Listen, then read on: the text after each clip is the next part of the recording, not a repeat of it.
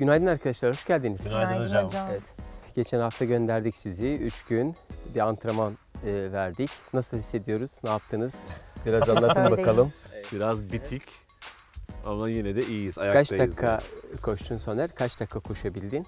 Hocam işte en fazla kendimi sorduğumda 6 dakika falandı. 6 dakika. Evet, 6 dakika. Bizim zaten programımızda 5 dakika Koş, bir dakika yürü. İşte 5 şeklindeydi. dakika koşabildik. Nabız çok mu yüksekti? Nasıl? Yani hem nabız yükseldi hem de devamlılık, yani 5 dakika koştuk, 1 dakika yürüdük, sonra bir daha 5 dakika koşamadık. Koşamadık. Koşamadınız. Aynen, olmadı işte. O Evet. çıkmadı yani. İlk başta nefesiniz yüksek, yani nabzınız yükselebilir. Tamam mı? Temponuzu çok yavaş başlatacaksınız. Özellikle arazide. Çünkü arazi hemen düz başlamıyor. İniş ve çıkışlar başlıyor. Dolayısıyla nabız biraz yükselebilir ama inişlerde de, hafif inişlerde rahatlayacağız. Bazı zaman zaman yürüyeceğiz, zaman zaman koşacağız. Tamam mı? Antrenmanımız bu şekilde olacak. Birazdan başlayacağız. Sormak istediğiniz bir şey var mı? Biz bir yokuş çıkacağız, işte yokuş aşağı ineceğiz falan. Ben bu sefer koştuğumda da şunu fark ettim. Hadi nefesi bıraktım, düşünmüyorum nefesimi artık. Ama bastığım zeminde çok böyle ayağımı nereye bastım, nasıl basıyorum çok farkında değilim yani. Birkaç kez böyle düşme tehlikesi yaşadım.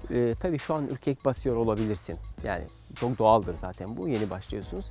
Bir planlama var işin içinde. Kısa bakışlarla nereye basacağım? Evet, daha uzun bakışlarla rota belirliyorsunuz. Yani birkaç adım sonrasını zaten planlamanız gerekiyor.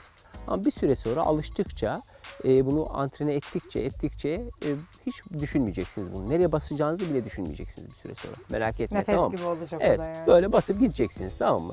Mümkün olduğu kadar zaten zeminde az kalmak aslında. Bastığınız yerde çok kalmayacaksınız. Kaldığınız anda zaten ağırlaşırsınız. Bir sonraki adımınız atmanız çok zorlaşır. Mümkün olduğu kadar kısa basışlarla hemen ayağınızı çekmeniz gerekiyor. Eğer bir tehlike zaten olursa çok kısa bir sürede bastığınız anda ve kaldırdığınız zaman bu tehlike ortadan kalkmış olur. Ama orada kalırsa taban çökerse ve siz de kalırsanız o zaman evet sağa sola işte düşmeler olur, yaralanmalar olabilir. Ama arazide zaten yumuşak toprak. Onun için düşebiliriz. Problem değil yani arkadaşlar. Düşeceğiz, kalkacağız, yuvarlanacağız. Tamam mı? Şimdi her zaman hava böyle olmayacak, tamam mı? Çamurda koşacağız. Ondan Evet, sonra orada hava çok güzel. yarışlarda da öyle olacak. Yani bir yarışın içerisinde güneş olacak, belki işte ne bileyim yağmur olacak, çamur olacak, başka şeyler soğuk olacak.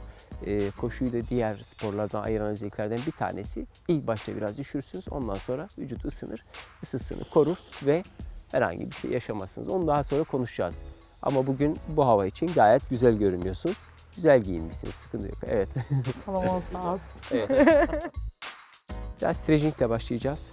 Her antrenman öncesinde mutlaka biraz hafif ısınıyoruz. Biraz streç yapıyoruz. Bu streçlerimiz çok yumuşak olması gerekiyor.